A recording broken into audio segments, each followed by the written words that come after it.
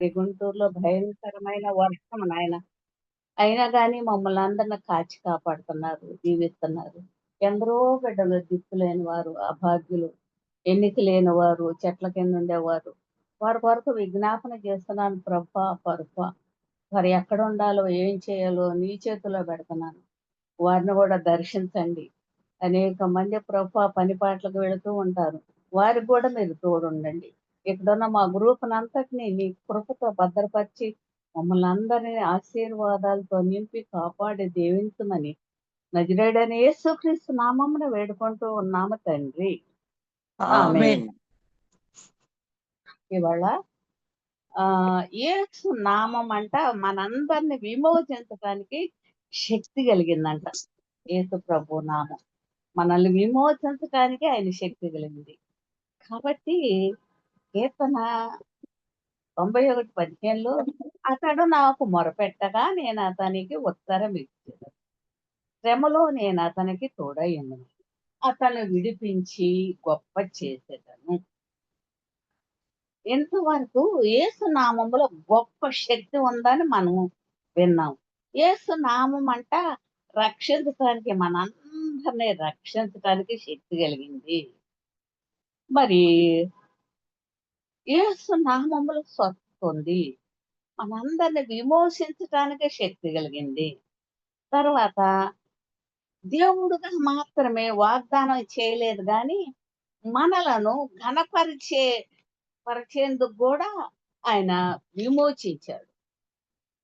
ఇక్కడ మనం ఇశ్రాయేలు చరిత్ర మనం చూస్తే నిర్గమకాండము 2:23-25లో ఇశ్రాయేలులకు ఫరో క్రింద బానిసత్వం తీవ్రమైనప్పుడు వారు విమోచన కొరకు సర్వశక్తుడైన దేవునికి మొరపెట్టాడండి. మనందరికీ తెలుసు. నీ జీవితంలో హింస లేక శ్రమ అధికమైనప్పుడు, అలాగే భరించలేకుండా ఉన్నప్పుడు దానికి ఎదురు తిరిగి పోరాడటానికి గాని, నీ జీవితాన్ని అంతం చేసుకోవాలని కానీ మనం ఆలోచించం. కానీ కష్టాల నుండి విమోచించే ప్రభువైన దేవునికి మనందరం కూడా మొరపెడతాం. కాబట్టి మనకు షరతులతో కూడిన చక్కటి వాగ్దానాలు ఇక్కడ ఉన్నాయండి. నీవు ఆయనపై మనందరం ఆయనపై ప్రేమ ఉంచాలి. ఆయనకు ప్రథమ స్థానాన్ని మనందరం ఆయనకివ్వాలి. మనం అందరం ఆయన్ని పూర్ణ హృదయముతో, పూర్ణ ఆత్మతో, పూర్ణ మనస్సుతో, పూర్ణ బలముతో మనందరము ప్రేమించాలి. నీవు ద్రాక్షవల్లికి తీగవలే ప్రభువునకు మనందరము అంటిపెట్టుకొని లేక కట్టబడి మనం ఉండాలి. నీవు ఆయన నామము ఎరిగి ప్రతి చోట ఆయన నామమును ఎత్తిపట్టాలి, హెచ్చించాలి. నేను నీవు ఆయనకు మొరపెట్టాలి. అప్పుడు ఆయన మనకి జవాబిస్తాడు.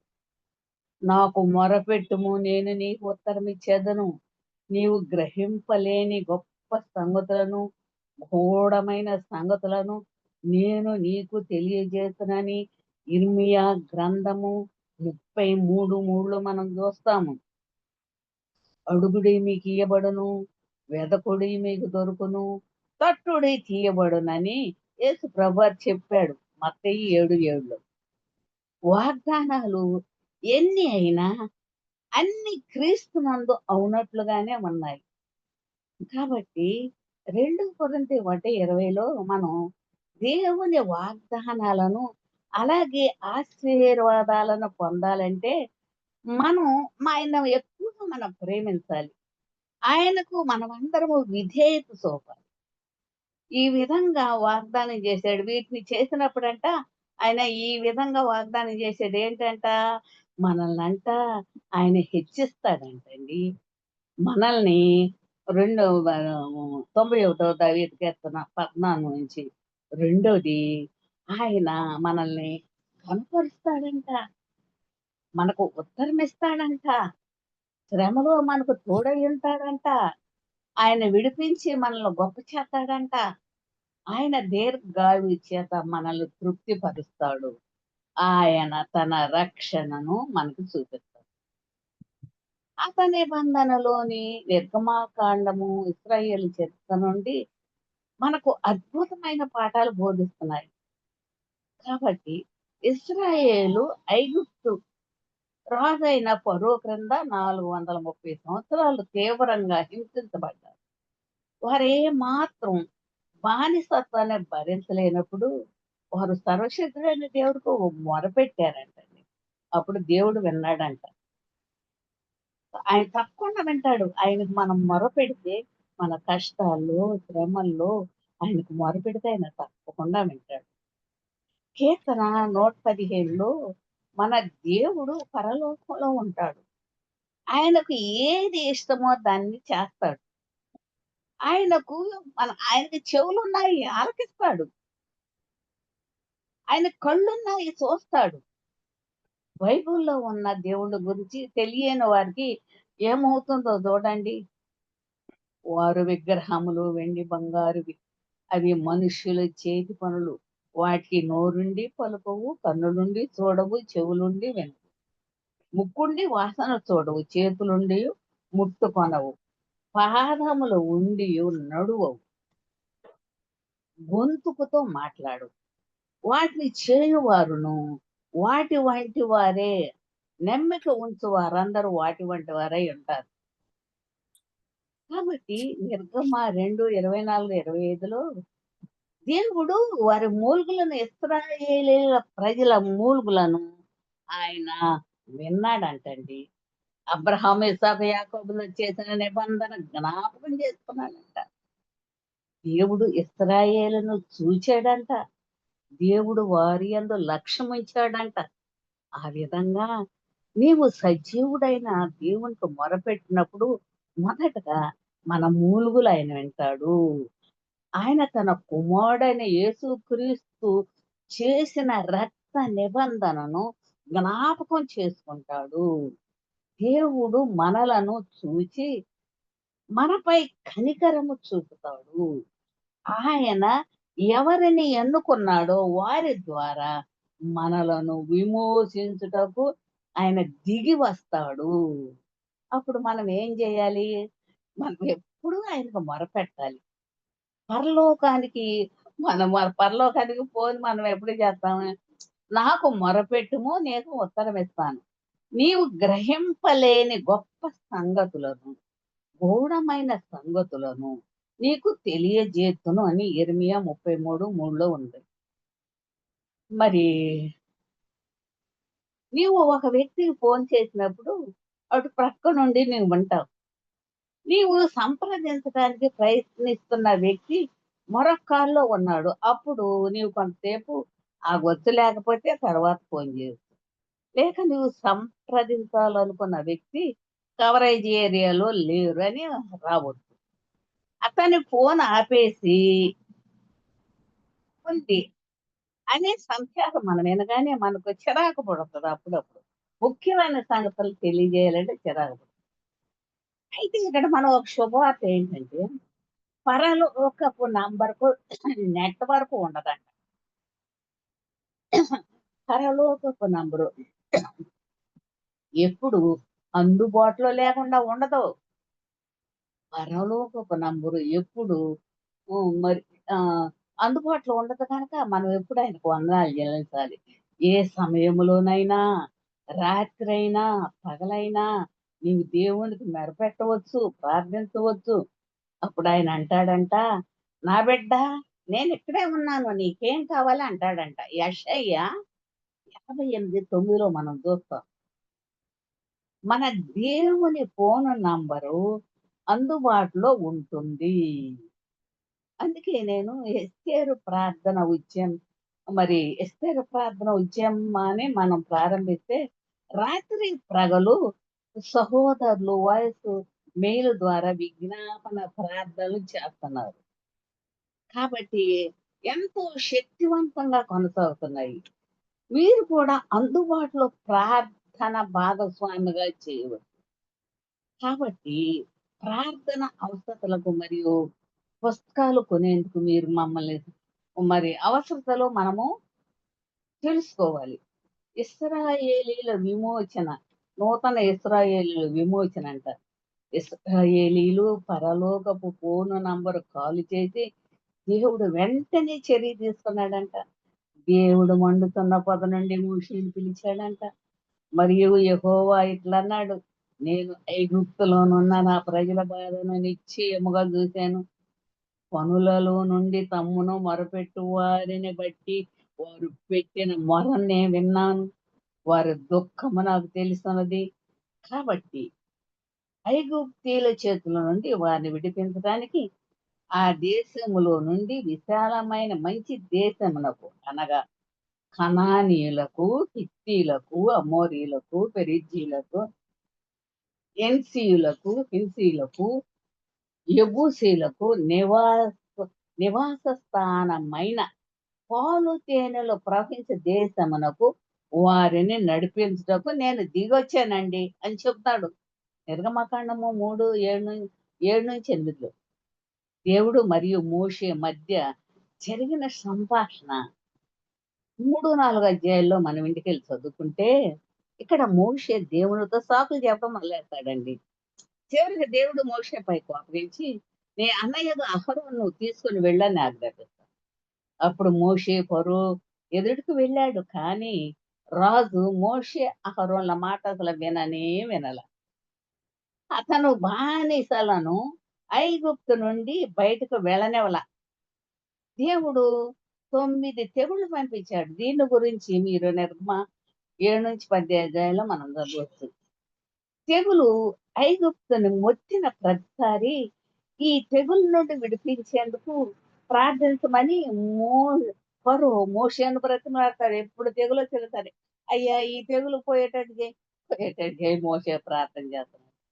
అది వెళ్ళిపోయింది. మరోసారి మళ్ళా హృదయం కఠినపడింది. అప్పుడంట దేవుడు మోషేకు చివరి ఆజ్ఞ ఇచ్చాడు. ఇది 10వది మరియు ఇది బహు భయంకరమైనది. దీని తరువాత ఫరో దేవుని ప్రజలను వెళ్ళనిచ్చాడు. పస్కా గొర్రెపిల్ల. అప్పుడు దేవుడు మోషేతో ఇశ్రాయేలు ప్రజలు తమ కుటుంబాలలోని ప్రతి ఒక్కరిని ఒక్కొక్క గొర్రె పిల్లను తీసుకోమని వారికి చెప్పమని చెబుతాడు. గొర్రె పిల్ల 3 లక్షణాలు కలిగిందండి. మొట్టమొదటిది ఏంటంటే కళంకం లేకుండా అనగా మచ్చ లేకుండా ఉండాలి. రెండోది గొర్రె పిల్ల తప్పనిసరిగా మగదై ఉండాలి. మూడోది మొదటి పుట్టిన గొర్రె పిల్లను తీసుకోవాలి. ఈ పస్కా గొర్రె పిల్ల మన రక్షకుడైన యేసుక్రీస్తు అనుసంధానం బడి ఉంది. ఆయన లోక పాపములను మోసుకొని పోయే దేవుని గొర్రె పిల్ల. బాప్తిస్మిచ్చి యోహాను ఈ విధంగా చెబుతాడు. దేవుని గొర్రె పిల్ల అయిన యేసు కూడా పైన ఉన్న 3 లక్షణాలు నెరవేరుస్తాడు. ఈ గొర్రె పిల్ల వధింపబడినట్లు యేసు శిలువ మీద మనందరి కొరకు వధించబడ్డాడండి. ఈ గొర్రె పిల్ల రక్తం రక్తం ఇశ్రాయేలుకు విడుదలనిచ్చినట్లు యేసు ప్రభు రక్తం కూడా మనందరికీ విడుదల ఇచ్చింది. ఈ గొర్రె పిల్ల మాంసాన్ని వారి అగ్నిలో కాల్చి తిన్నప్పుడు వారి అనారోగ్యం నుండి విడిపింపబడినట్లు దేవుని గొర్రె పిల్ల కూడా మనకు నలుగొట్టబడిన ఆయన దేహాన్ని ఇచ్చాడు. ఆయన పొందిన దెబ్బల చేత మనం స్వస్థత పొందుతాము. యెషయా 53:5. ఒక సాధారణ గొర్రె పిల్ల ఇశ్రాయేలు మరణం నుండి, ఫరో నుండి, బానిసత్వం నుండి, అనారోగ్యం నుండి, పేదరికం నుండి సంపూర్తిగా విడుదల ఇచ్చినప్పుడు పాపం, అనారోగ్యం, పేదరికం, శాపం, వ్యసనం మరియు మరణము నుండి పరిశుద్ధ దేవుని గొర్రె పిల్ల ఎంత ఎక్కువగా విడిపిస్తాడో కదా మనందరికీ. ఆలోచించండి. గొర్రె పిల్ల వధించబడింది. దేవుడు మోషేకు ఆజ్ఞాపించినట్లు ఇశ్రాయేలు ప్రజలు గొర్రె పిల్లను వధించి దాని రక్తము ద్వారబంధపు 2 నిలువ కమ్ముల మీదను, పైకమ్మి మీదను వారు పోస్తారు.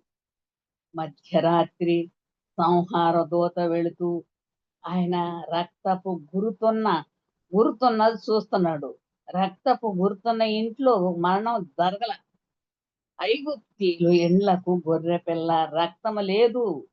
కనుక దేవుడు వారి తొలి పిల్లలందరినీ, పశువులను, తొలి పిల్లలనన్నిటినీ హతం చేశాడు. ఐగుప్తులోని ప్రతి ఇంటిలో మరణం సంభవించింది.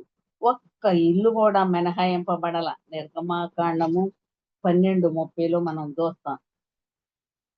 గోషెనులో నివసిస్తున్న దేవుని ప్రజలు సురక్షితముగా కాపాడారు.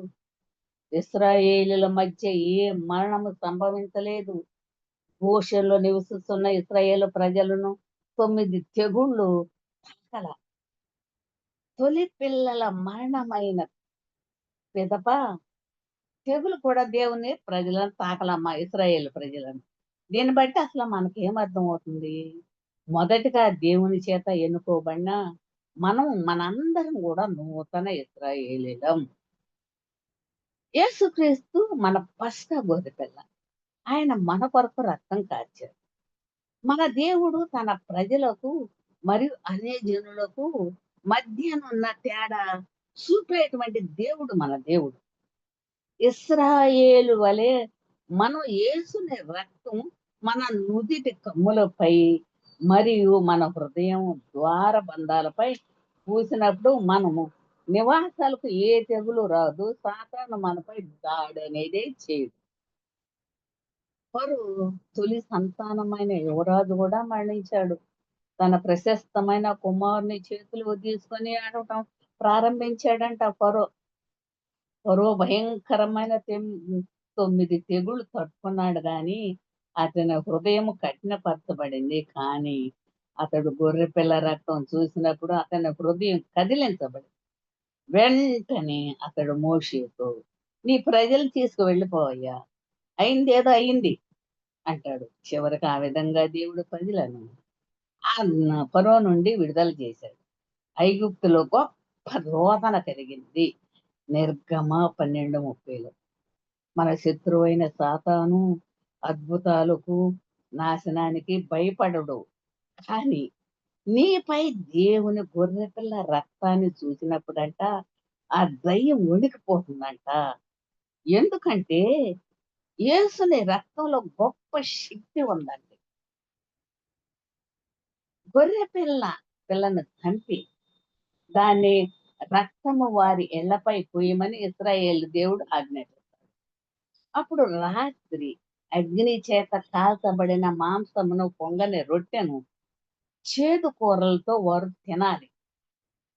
వారు నడుము కట్టుకొని, వారి చెప్పులు తొడుక్కొని, వారి కర్రలు చేత పట్టుకొని త్వరపడుచు దాన్ని తినాలి. ఇది యెహోవా పస్కా బలి. ఇక్కడ దట్టి అనగా నడుమునకు సత్యమనే దట్టి మనం అర్థం చేసుకున్నాం. మరి ఎఫెసీ 6:15లో చెప్పబడిన జోళ్ళు మన పాదములకు సమాధాన సువార్త అయిన సిద్ధ మనసు జోడు తొడుగుకొని నిలువుడి అని పౌలు రాస్తాడు. ఎందుకంటే ఇందు విషయమై ఉత్తమమైన వాటిని గూర్చి సువార్త ప్రకటించు వారి పాదములు ఎంతో సుందరమైనవని వ్రాయబడి. కర్ర అనగా ప్రభువు మనకిచ్చిన అధికార కర్ర. మోషే ఈ కర్రతో ఎన్నో అద్భుతాలు చేశాడు. మన పస్కా ప్రభు అయిన యేసు మేడగదిలో ప్రభురాత్రి భోజన సమయములో పస్కాను ఆచరించాడు. యేసు మరియు ఆయన శిష్యులు భోజనము చేస్తున్నప్పుడు యేసు ఒక రొట్టెను తీసుకొని ఆశీర్వదించి దానిని విరిచి శిష్యులకిచ్చి, తీసుకొని తినండి, ఇది నా శరీరం అని చెప్తాడు. అప్పుడు ఆయన గిన్నె పట్టుకొని కృతజ్ఞతాస్తుతులు చెల్లించి వారికిచ్చి, దీనిలోది మీరందరూ తాగండి, ఇది నా రక్తము, అనగా పాప క్షమాపణ నిమిత్తము అనేకుల కొరకు చిందింపబడిన మరి చిందింపబడుతున్న నిబంధన రక్తము అని చెబుతాడు. అలాగే నన్ను జ్ఞాపకం చేస్తా దీన్ని చేయమని చెబుతాడు. మనం పస్కాను అనగా ప్రభువు బలను ఆయన వచ్చే వరకు ఆచరించాలని ప్రభువు మనకు ఆజ్ఞాపించాడండి. ఆయన, ఆయన పుట్టిన రోజున కానీ, లేక క్రిస్టియన్స్‌కి హ్యాపీ బర్త్‌డే పాటలు పాడమని గాని ఆయన ఎప్పుడు గూడా అడగల. అపోస్తలులు ప్రభువు ఆజ్ఞాపించిన దాన్ని చేశారు. మరియు వారేక మనస్కులై ప్రతి దినము దేవాలయంలో తప్పక కూడుకొనుచు ఇంటింట రొట్టె విరుచుచు దేవుని స్తుతించుచు ప్రజలందరి వలన దయ పొందిన వారై ఆనందముతోనూ నిష్కపటమైన హృదయముతోనూ ఆహారము పుచ్చుకొనుచుండిరి అని మనం చదువుతాం. అపొస్తల కార్యములో 2:46-47. ఈ రోజు దీనినే మనం పాటించవలసి ఉన్నది. అయితే క్రైస్తవులు ఆ విధంగా చేస్తే ఎంతో బాగుంటది. మనం ప్రతిరోజు రొట్టె విచ్చి భోజనం చేయలేని ద్రాక్షారసం. దాదాపు 3,000,000 ప్రజలు ఐగుప్తును విడిచి కాలినడకన ప్రయాణించడాన్ని ఊహించండి. ఇప్పటిలాగా అప్పుడు ద్విచక్ర వాహనాలు లేవు, కార్లు లేవు. ఇంతమంది జనాంగాన్ని నడిపించడం మోషేకి పెద్ద సమస్యగా మారింది. అయినప్పటికీ అంత పెద్ద సైన్యము దేవుడు వారికిచ్చిన జయోత్సాహంతో పాటలు పాడుతూ, నాట్యమాడుతూ కనాను దేశానికి పయనించారు. దేవుడు మన పోషకుడండి. కాగా దేవుడు తన ఐశ్వర్యం చొప్పున క్రీస్తు యేసునందు మహిమలో మీ ప్రతి అవసరతను తీర్చండి.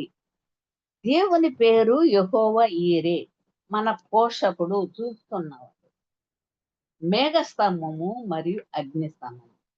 దేవుడు ఇశ్రాయేలు అరణ్య ప్రయాణములో వారికి స్తంభాన్ని మరియు అగ్ని స్తంభాన్ని అనుగ్రహించాడు. ఎడారిలో ఉష్ణోగ్రత ఎంత ఉంటుందో మనకు తెలుసు. ఇట్టి పగటి పూట ఎంతో ఎక్కువగా ఉంటుంది కనుక సూర్యుని వేడి నుండి కాపాడేందుకు పగటి పూట మేఘ స్తంభాన్ని ఏర్పాటు చేశాడు. అలాగే వారి ప్రయాణ సమయంలో రాత్రిపూట వెలుగు మరియు వెచ్చదనం ఇవ్వటానికి అగ్ని స్తంభాన్ని ఏర్పాటు చేశాడు. ఈ విధంగా దేవుడు ఎడారిలో తన ప్రజలను చల్లటి వాతావరణాన్ని ఇచ్చాడు. మరి కాబట్టి ఇప్పటికి మనం మేఘస్తంభము మరి అగ్నిస్తంభము పరిశుద్ధాత్మనికి సూచనగా ఉన్నాయి.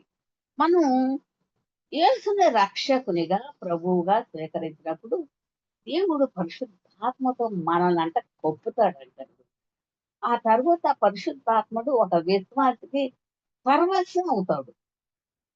పరలోకం నుండి మన్నా ఇశ్రాయేలీయులు ఆకలి ఉన్నప్పుడు దేవుడు పరలోకం నుండి వారికి మన్నాను అనుగ్రహించాడు. వారు అరణ్య ప్రయాణంలో 40 సంవత్సరాలు మన్నాను భుజించారు. అయితే ఇప్పుడు మల్ల గురించి ఏంటి? అందుకు యేసు వారితో ఇట్లా అన్నాడు.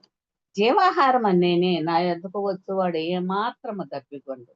నా యందు విశ్వాసం ఉంచువాడు ఎవడు దప్పికొనడు అని యోహాను సువార్త 6:35లో మనం చూస్తాం. ఇదే పరలోకము నుండి దిగి వచ్చిన ఆహారం. పితరులు మన్నాను తిని చచ్చిపోనట్లు కాదు. ఈ ఆహారము తినువాడు ఎల్లప్పుడూ జీవించును. నిశ్చయముగా నేను మీతో చెప్తున్నాను అంటాడు. మనము తిని మరియు నిత్య జీవం పొందుటకు మన ప్రియ ప్రభువైన యేసు మన దేహాన్ని మనకు అనుగ్రహించారు. ఈ బండ నుండి నీళ్లు ఇశ్రాయేలు ప్రజలు మోషేతో వాదిస్తూ త్రాగుటకు మాకు నీళ్ళిమ్మని అడుగుతాడు. అక్కడ ప్రజలు నీళ్ళు లేక దప్పిగొని మోషే మీదకు సనగటం ప్రారంభిస్తాడు. మమ్మల్ని, మా పిల్లల్ని, మా పశువులను దప్పి చేత చంపటానికి ఐగుప్తుండి మమ్మల్ని ఇక్కడికి ఎందుకు తెచ్చావయ్యా అంటారు. అప్పుడు మోషే యెహోవాకు మొరపెడతాడు. ఈ ప్రజలు నేనేం చేయనా కొంతసేపటికి నన్ను రాళ్ళతో కొట్టి చంపుతారని చెప్తాడు. అందుకు యెహోవా నీవు ఇశ్రాయేలీయుల పెద్దలతో కొందరిని తీసుకొని ప్రజలకు ముందుగా పొమ్ము. నీవు నదిని కొట్టి నీ కర్రను చేతబట్టుకొని పొమ్ము.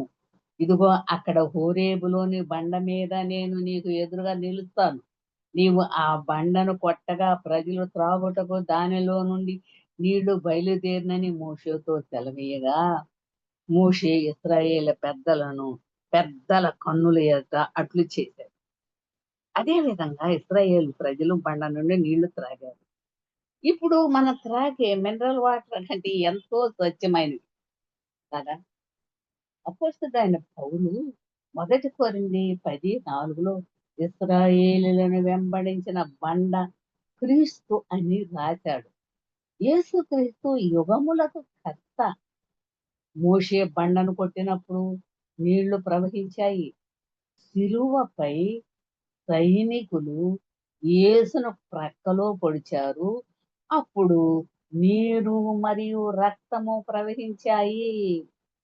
ఆ నీటిని ఆయన మనకి ఇస్తూ ఎవడైనను తప్పికొని ఎడల నా యొద్దకు వచ్చి దప్పిక తీర్చుకోవాలి. వాని కడుపులో నుండి జీవజల నదులు పారునని బిగ్గరగా చెప్తాడండి. యోహాను సువార్త 7:37-38. మన ప్రియ రక్షకుడు నీకు జీవజలమును అనుగ్రహిస్తున్నాడు. నీవు దాహం కొని ఉన్నావా? దేవుడు వారి ప్రతి అవసరాన్ని తీర్చాడండి. ఇశ్రాయేలు ప్రజల మాంసం కొరకు ఆశించినప్పుడు దేవుడు ఇసుకోవలే పూరేళ్లను పంపాడు. వారి చెప్పులు బట్టలు పాతగెళ్ళేది. అవి పరిశుద్ధ బైబుల్ గ్రంథము చెబుతుంది. అక్కడ అరణ్యంలో చెప్పులు కొనేందుకు బాటా షాపులు లేవు. అక్కడ మరి బట్టలు కొనేందుకు, మరి టీ షర్ట్లు కొనేందుకు షాపింగులు లేవు. టైలర్ షాపులు అసలే లేవు. అప్పుడు ఆ విధంగా వారెలా ఉండగలిగారు? దేవుడు వారి పక్షంగా అద్భుతాలు చేశాడని మనం నమ్మాలి. చిన్న పిల్లలు ఎదిగే కొద్దీ వారి చొక్కాలు, ఫ్రాకులు పెద్దవవుతాయి. బాలికలు ఎదిగే కొద్దీ వారి చెప్పులు కూడా వారి పాదాలు ప్రయాణం చొప్పున పెరిగాయి. దీని గురించి మనం ఎప్పుడైనా ఆలోచించామా? వారు తమ బట్టలతో, చెప్పులతో వారెలా ఉండగలిగారు? యెహోవా యీరే, ఆయన మన దేవుడు. వారి ప్రతి అవసరత ఆయన తీర్చాడు. మరి మనల గురించి ఏమిటి? దేవుడు తన సొంత కుమారుని విడిచిపెట్టలా. రోమీయులకు రాసిన పత్రిక 8:32లో తన సొంత కుమారుని అనుగ్రహించుటకు వెనుదీయక మన అందరి కొరకు ఆయనను అప్పగించాడు. వారితో పాటు సమస్తమును మనకెందుకు అనుగ్రహింపడం? దేవుని బిడ్డ, ఆయన సమస్తము నీకు అనుగ్రహించదా? అప్పుడెందుకు నువ్వు ఫిర్యాదు చేస్తావు? నీవెందుకు సణుగుతావు? నీవెందుకు కృతజ్ఞత కలిగి ఉన్నావా? మీకు కలిగి ఉన్న దాన్ని కొరకు దేవునికి ఎప్పుడు వందనాలు చెల్లించాలండి. అలాగే మీకు లేని దాని కొరకు ఫిర్యాదు చేయకండి. మీరు ప్రతి అవసరత ఆయనకి తెలుసు. మీరు కృతజ్ఞత కలిగి ఉంటే ఆయన తన మహిమైశ్వర్యము చొప్పున మన ప్రతి అవసరత అనుగ్రహించుటకు నమ్మదగిన వాడు. మీ చేతులెత్తి పైకెత్తి ప్రభువా నీవు నా కాపరివి, నాకు లేమి కలుగుదని మనం చెప్పాలి. మీ సొంత దేవుని నమ్మకమైన ప్రార్థన మనం చేసుకోవాలి. యేసు మన మార్గ నిర్మాణకుడు. ఇశ్రాయేలీయులందరూ ఐగుప్తుని విడిచి పాటలు పాడుతూ, వేడుకలు చేసుకుంటూ బయలుదేరినప్పుడు ఫరో తన మూర్ఖత్వాన్ని గ్రహించాడు. అప్పుడు నేనెందుకు ఇలా చేశాను? నా సేవలో ఉండకుండా వాడిని నేను ఎందుకు పోనిచ్చాను అనుకున్నాడు. నిర్గమ 4:5లో. అలా చెప్పి ఫరో అలా చెప్పిన తర్వాత ఫరో ఏం చేశాడు? మరి సైన్యము తమ వైపుగా వెళ్ళనివ్వడం చూసి ఇశ్రాయేలు బిగ్గరగా కేకలు వేయడం ప్రారంభించారు. అంతటా వారు మోషేతో ఐగుప్తులో సమాధులు లేవని ఈ అరణ్యంలో సత్తానికి మమ్మల్ని ఇక్కడికి రప్పించావా? మమ్మల్ని ఐగుప్తులో నుండి బయటికి ఎందుకు రప్పించావు అని అంటాడు. అందుకు మోషే భయపడబడి యెహోవా మీకు నేడు కలుగజేయు రక్షణ మీరు ఊరక నిలుచుండి చూడండి. మీరు నేడు చూచిన ఐగుప్తీయులను ఇక మీదట మరెన్నడూ చూడరు. యెహోవా మీ పక్షంలో యుద్ధము చేయును. మీరు ఊరకే ఉండవలనని ప్రజలతో చెబుతాడు. అందులో యెహోవా మోషేతో నీవేళ నాకు మొరపెట్టుతున్నావు, సాగిపోవుడి అని ఇశ్రాయేలుతో చెప్తారు. ఆ విధంగా ఇశ్రాయేలు ఆరిన నేలపై ఎర్ర సముద్రాన్ని దాటారు. దేవుడు ఒక గాలి పంపాడు. అప్పుడు రాత్రంతా ఇశ్రాయేలీయులు ప్రజలు దాటేంత వరకు నీళ్లు ఆ రాత్రంతా ఇరుప్రక్కల 2 గోడల వలె నిలిచాయి. ఫరో మరియు వారి సైనికులు వారిని అనుసరించాడు. అప్పుడేమైందంట? దేవుడు నీళ్లను తిరిగి రప్పించాడు. అప్పుడు ఫరో, ఐగుప్తు ప్రజలందరూ ఎర్ర సముద్రంలో మునిగిపోయారు. మన దేవుడు మనం ఎన్నుకున్న ప్రజల పక్షంగా యుద్ధం చేస్తాడు. ఈరోజు నీ కొరకు ఆయన మన కొరకు యుద్ధం చేస్తాడు.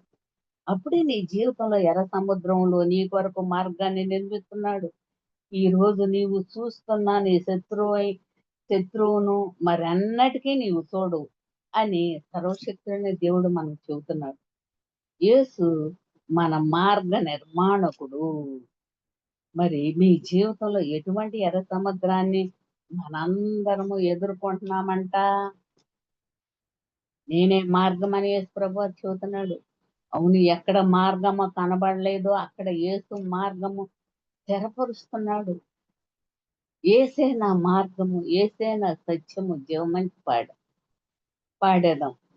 పరిశుద్ధ దేవుడు, ఆది సంభూతుడు, ఆదరించు దేవుడు, ఓదార్చే దేవుడు, మన ప్రతి అవసరత ఆదుకొను దేవుడు, మన రోగాలన్నిటిని స్వస్థపరిచేవాడు. కాబట్టి ఎప్పటికిని మానని రోగమా, ఆర్థిక సంక్షోభమా, కుటుంబ సమస్యల, భవిష్యత్తును గురించి ఆందోళన, మీ పిల్లలు రేపటి దినాల్లో ఏమవుతారోనని చింతిస్తున్నారా? ఎటువంటి ఎర్ర సముద్రానైనా లేక ఎరుకో గోడలనైనా కేవలము ఆయన యందు విశ్వసించు. విశ్వాసంతో ధైర్యంగా గొర్రెపిల్లయే జవాబని నీలో నీవే చెప్పుకో. అవును, కేవలము దేవుని గొర్రెపిల్లయే మన సమస్యలకు పరిష్కారం. ఆయన నీ కొరకు మార్గం సిద్ధపరుస్తాడు. ఆయన నీ కొరకు నూతన ద్వారాలు తెరుస్తాడు. ఆయనను నమ్ము, ఆయనపై ఆధారపడు. అప్పుడే నీ చేతులెత్తి నీ అద్భుతాలు స్వీకరించు. కాబట్టి ఎంతవరకు ఇశ్రాయేలు చరిత్ర నుండి మంచి పాఠాలు నేర్చుకున్నాం. మనము దేవుణ్ణి ప్రేమించి, విధేయత కలిగి, విశ్వాసం కలిగి ఆయనతో మనందరము నడుచుతున్నప్పుడంట మన పరలోక కనాను చేరుకోగలం. కాబట్టి దీని గురించి మరి ఎక్కువగా మనం ఇక్కడ చూస్తే ఐగుప్తు నుండి బయటకు వచ్చిన 30 లక్షల ప్రజల్లో ఇద్దరంటే ఎవరంటే కాలేబు, యెహోషువలు మాత్రమే వాగ్దాన భూమిలో ప్రవేశించారంటండి. మిగిలినోళ్ళు అవిధేయత వల్ల ప్రవేశించలేకపోయారు. మిగతా ప్రజలు వారు అరణ్య ప్రయాణంలో సమయంలో నాశనమయ్యారు. ఇది ఇలా జరిగేందుకు వారి ఎల్తా సణుగుతున్నారంట, ఫిర్యాదులు చేస్తున్నారంట, కృతజ్ఞత లేకపోవటం. అలాగే వారి రక్షకుడైన దేవుని యందు నమ్మకం కారణమయ్యాయి. వారి దేవుడు మెడవంచని జనాంగమని పిలిచాడంటండి.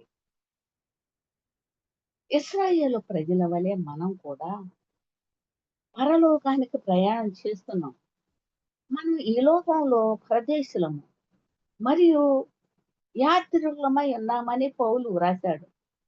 మన మార్గంలో మనం ఎన్నో అడ్డులు, ఆటంకాలు అనగా ఎర్ర సముద్రాలు, ఎరుకో గోడలు, అలాగే సీయోను మరియు ఓగు వంటి శత్రువులు మొదలైన వాటిని ఎదుర్కొంటాం. రేపు ఏం జరుగుతుందో దేవుడు మనకు చూపించదు కానీ మనకు ఖచ్చితంగా వాడు తెలుసు. అదేమంటే మనకు రాబోయే రేపటిని తన ఆధీనంలో ఉంచుకుంటాడు.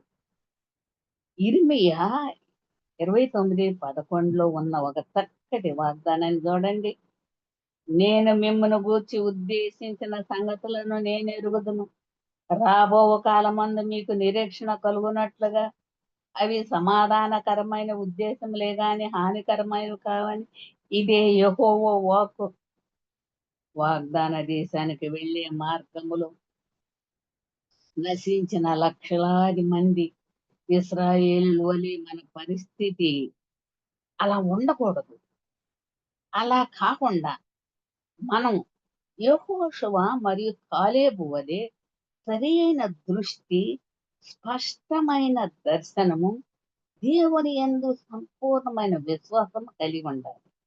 అలా ఉన్నందుకు వారు తమ అంతిమ గమ్యాన్ని చేరుకున్నారు. కనుక ఎప్పుడు మనమే ఆయన్ని విడిచిపెట్టకూడదు. మంచి పోరాటం పోరాడాలండి. పరుగు పందెంలో మనం పరుగెడుతాలు ఉండాలి. ప్రభు మనలను ఎన్నడూ విడవలేదండి. అసలు ఎడబాయడు గూడా. ప్రభువే వాగ్దానం చేశాడు. ప్రభు మన పక్షంగా యుద్ధం చేస్తాడని వాగ్దానం చేశాడు.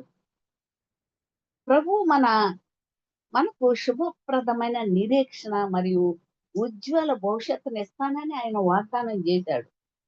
కనుక నీవు ప్రయాణిస్తున్నప్పుడు నిరీక్షణతో మనం పాటలు పాడాలి.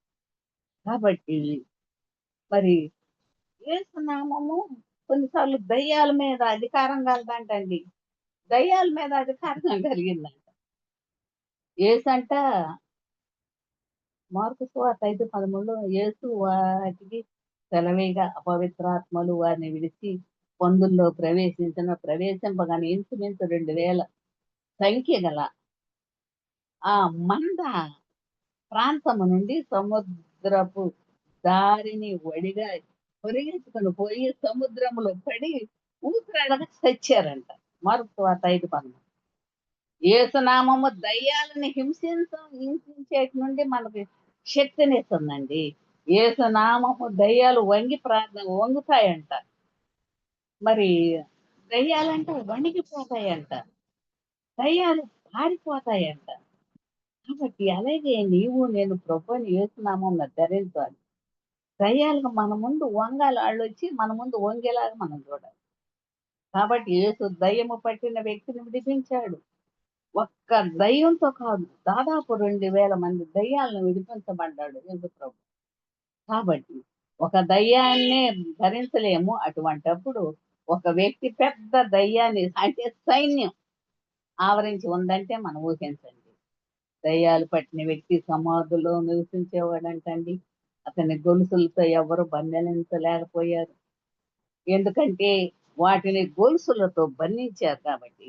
వాడు యేసును కలిసినప్పుడు ఆ గొలుసులను, సంకెళ్లను తెంపి వాటిని తుత్తినిలుగా చేశాడు యేసు ఆయన కలిసినప్పుడు.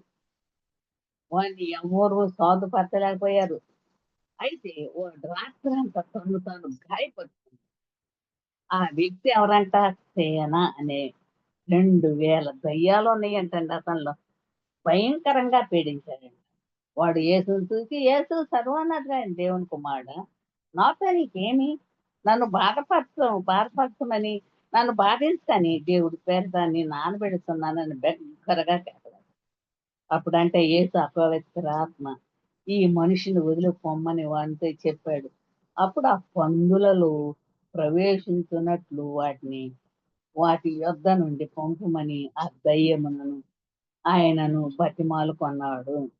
యేసు వాటికి సెలవీగా అపవిత్రాత్మలు వానిని విడిచి పందులలో ప్రవేశింపగా ఇంచుమించు 2000 సంఖ్య గల ఆ మంద ఆ ప్రాంతం నుండి సముద్ర దారిని వడిగా పరిగెత్తుకొని పోయి సముద్రములో పడి ఊపిరాడక చచ్చెను. కాబట్టి దేవుని గొప్ప కుమారుడైన యేసుకు దయ్యాలపై అధికారం ఉంది. దయ్యాలు శక్తి గల ఆయన నామము ముందు వణికిపోతాయి. నీవు దయ్యముల చేత పాలింపబడుతున్నావా? దైవ సేవకుడు ప్రతి విశ్వాసి భుజంపై దయ్యాన్ని కూర్చోబెట్టుకొని నీవు మాటకు మాట అనాలి. నీవు ఇలా అనాలి ఏమనంట? నువ్వు ఫలానా వ్యక్తిని మోసగించు. నీవు ఆ వ్యక్తిని దోచుకో. నీవు నీ శత్రువును చంపు అని చెప్తూ ఉంటాడు అని చెప్పటం విన్నాను. అందుకే యేసు దొంగతనమును, హత్యను, నాశనము చేటుకు వచ్చును గాని మరి దేనికి రాడు. గొర్రె పిల్లకు జీవము కలుగుటకు అది సమృద్ధిగా కలుగుటకు నేను వచ్చుతానని నేను మీతో చెప్తున్నానని ఖచ్చితంగా చెబుతాడు. ఇది సాతాను పని. ప్రతిరోజు ఉదయం సాతాను తన దెయ్యాలన్నిటిని ఒక మీటింగ్ పిలిచి వాటికి తాము చేయవలసిన పనులన్నీ అప్పగిస్తాడంటండి. ఆ దయ్యాలు నీ దగ్గరికి నా దగ్గరకి రాకుండా పంపబడతాయి. అందుకే ఈ దయ్యాలపై మనం గెలిచేందుకు మన సహాయపడే పరిశుద్ధాత్మనిచే మనము నింపబడిన అవసరం మనకెంతైనా ఉందండి. అపవాది ఎదిరించుడు అప్పుడు మీ యొద్ద నుండి పారిపోతాడని యాకోబు రాస్తాడు. కాబట్టి దయ్యాలు పోవడం మనం చూస్తాం కాబట్టి. పరలోకమందును భూమి మీద నాకు సర్వాధికారం ఇయ్యబడిందని చెప్తాడు. అదే అధికారము నీకు నాకు ఇవ్వబడింది. ఇదిగో పాములను, తేళ్లను త్రొక్కుటకు శత్రు బలమా అంతటి మీద నీకు అధికారం అనుగ్రహించి ఉన్నాడు. ఏది మీకెంత మాత్రం హాని చేయదని నీతో నేను చెబుతున్నానని చెప్తాడు. అప్పుడు ఏమవుతుందంటే అపొస్తలుడైన పౌలు సమాధానకర్తయగు దేవుడు సాతానును మీ కాళ్ళ కింద శీఘ్రంగా చితుక తొక్కును అని వ్రాస్తాడు. అపొస్తలుడైన పేతురు ఏం రాస్తాడంట ఇది రోమ 16:20లో. అపొస్తలుడైన పేతురు ఏం రాస్తాడంట నిబ్బరమైన బుద్ధి గలవారై మెలకువగా ఉండండి. మీకు విరోధి అయిన అపవాది గర్జించు సింహమలే ఎవరని మెరుగుదునా అని వెతకుతూ తిరుగుతున్నాడని చెప్తాడు. మొదటి పేతురు 5:8లో. ఈ సాతాను నిజమైన సింహం కాదని మనం తెలుసుకోవాలి. మనము మరి నకిలీ సింహము. నకిలీ సింహమైన సాతానుకు పరిమితమైన శక్తి ఉన్నది. వాడు బలహీనమైన, చంచలమైన కొంతమంది క్రైస్తవులు మాత్రమే భయపెడతారు. నీవు క్రీస్తులో నీకున్న అధికారాన్ని, శక్తిని, స్థానాన్ని నీవు తెలుసుకున్నప్పుడు మాత్రమే ఎటువంటి సాతాను మన దగ్గరికి రాదు. యేసు నమ్మకాన్ని, ప్రతి బంధకాన్ని విడిపించాలి. కాబట్టి మనము ప్రతి బంధకాన్ని విడిపించాలని మన ప్రభుని వేడుకోవాలి. కాబట్టి నీవు విడుదల పొందాలి. నీవు భౌతికంగా లేక ఆత్మీయంగా వంగిపోతున్నావా? నీవు సాతాను అణిచివేసేందుకు గురయ్యావా? ఒక పని చేయి. ప్రభు అయిన యేసు నామమున మొరపెట్టు. ఆయన మాత్రమే ప్రతి సాతాను అణిచివేసి మనల్ని విడిపిస్తాడు. మన విశ్వాసాన్నంట మనం సాధన చేయాలంట. ఇప్పుడు యేసు మీలో కొందరితో ఇలా చెబుతున్నాడు. ఓ స్త్రీ నీ విడుదల పొందు. ఓ మనిషి నీ విడుదల పొందు. యేసు నామమున విడుదల పొందు. కుమారుడు మిమ్మల్ని స్వతంత్రులుగా చేసిన ఎడల మీరు నిజముగా స్వతంత్రులై ఉందురు. కాబట్టి అందరము స్వతంత్రత కలిగి యేసు నామములో ప్రార్థించాలి. యేసు నామములో మనమందరం ఉండాలి.